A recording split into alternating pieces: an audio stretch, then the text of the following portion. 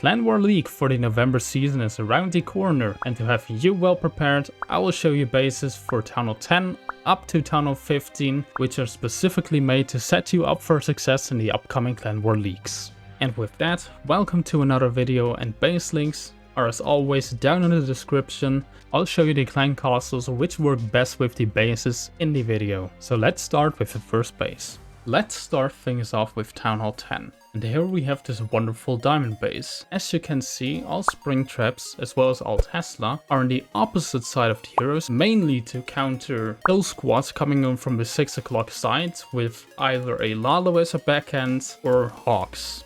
The 6 o'clock side looks very vulnerable to hero dives, so therefore you have a Hound as well as a Loon in the clan castle. Therefore you will not be able to get the Archer Queen nor the enemy King with your hero dive. And here as well we have a skeleton trap next to the Queen, so you can't trade either your King for the enemy Queen or your own Archer Queen for the enemy Queen. It also helps against Queen turrets, so the attacker loses their Queen ability when they counter the enemy Queen. All black mines are relatively centralized to mainly counter dragons, which you would most likely send from either the 6 o'clock side or from the 12 o'clock side, and you cannot dodge all black mines with Coco Loons. It's impossible. Your dragons will trigger the black mines, so therefore this base is pretty much anti-dragons, even though you can zap both of the air sweepers together with air defenses.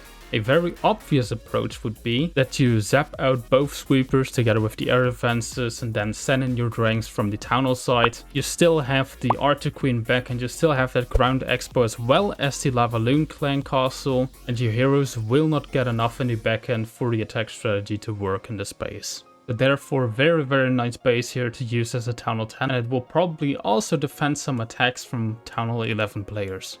Moving on to Town Hall 11, we have the next diamond base with 4 ground expos. Normally you would use air expos on Town Hall 11, but here we have 4 ground expos because the main weakness of Town Hall 11 are witches. And witches can only be stopped with 4 of these ground expos. And as you can see, electro dragons are not a problem at all because you cannot chain out any of the air defenses. There's always 2 tiles in between with the next defense. As you can see on, for example, 3 o'clock or 9 o'clock, there's 2 tiles in between the cannon as well as 2 tiles in between the expo. And on 6 o'clock it's the same. The eagle artillery is well protected by both the King as well as the Tesla farm with a few skeleton traps. And you have this very nasty multi-inferno tower in the core together with a super minion clan castle with 1 headhunter. This base will surely defend every single attack against other Town Hall 11 players, depending on in which league you are. Next up is Town Hall 12 with this very interesting looking anti-3-star base. All expos are either on ground mode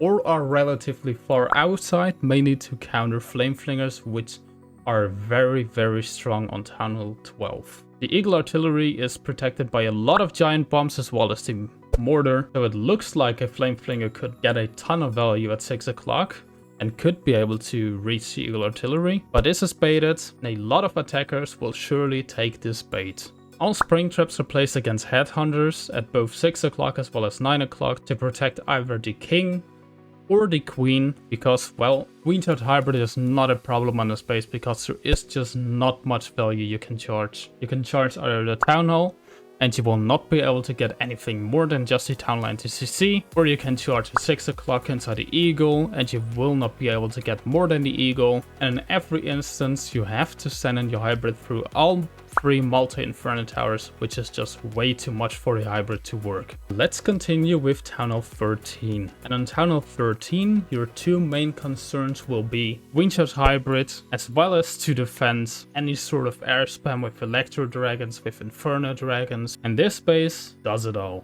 It's actually not 100% symmetrical. As you can see behind the Town Hall, you have both a bomb tower as well as an expo, and that is mainly to lure in any super archer blimps from the right side on top of the expo. And here you have 1 giant bomb as well as a few small bombs, so this super archer blimp will not work. It will instantly die and you will have a free defense. Queen charges into the town hall are relatively hard due to the single inferno tower with a very nice CC timing. The single Inferno Tower will lock onto your queen when the CC comes out, and to make it even worse, you have a Hound and one Headhunter into the Clan Castle, so your queen won't be able to get a single Inferno Tower, and there is just too much of the base left for your hybrid to clear out. Air spam is also not a problem on this base because it is so wide, and your dragons or your Inferno dragons or your Electro dragons will just eventually split off and not take out the multi-Inferno Tower in the core, as well as not take out the Clan Castle, and you want the Clan Castle to be taken out so your heroes can clear the rest of the base. Next up is Town Hall 14, and you can already see there is no Flame Flinger value at all. At 3 o'clock you have an expo, at 12 o'clock you have an expo, at 9 o'clock you have 2 mortars, and at 6 o'clock you have a grand expo as well, together with the multi-mortar. The Tesla farm is placed around the queen to protect the queen, as well as to defend any hero dives coming in for the queen, as well as the multi-Inferno Tower, as well as the scatter shot. In the Clan Castle you have 2 super minions, as well as 21 archers. So both queen charges as well as electro dragons are not a problem on the space at all. The town hall is well defended by a few storages, so you cannot take it out with sneaky goblins, so that is also not a concern on this base. All in all, very strong base here in Town Hall 14 with not many weaknesses, and I'm confident you will have a lot of success with this base in the Clan War League. In Town Hall 15 we have the next diamond base with this very disturbing looking double Rage Tower setup. There is a lot of DPS in the core, yet the base is not too compact. Electro Dragon attacks don't work. Super Archer Blimps don't have too much value. Most people will most likely try to land any Super Archer Blimp into the Eagle Artillery compartment. And here you have both the NATO as well as a few small bombs, so these super archers will be taken out rather quickly. The monolith in front of the town hall makes any suicides as well as any queen chargers into the town hall very tough, combined with a damage CC with 2 super minions, 2 headhunters as well as 14 archers. Your queen won't have a fine time there. Any recall strategies are not a problem at all, because in front of the town hall is just too much damage. In front of both scatter shots, so it's too much damage, and you won't be able to funnel in your queen into one of the multi-Inferno Towers because there is just so much trash in front of those multi-Inferno Towers, so funneling is a very tough task. But without further ado, thank you for watching. I hope you like these bases, and I wish you guys the best of luck in the upcoming Clan War Leagues. Let me know down in the comments which league your clan currently is, and then I'd say see you guys next week with the next video. Have fun, clash on, and until then.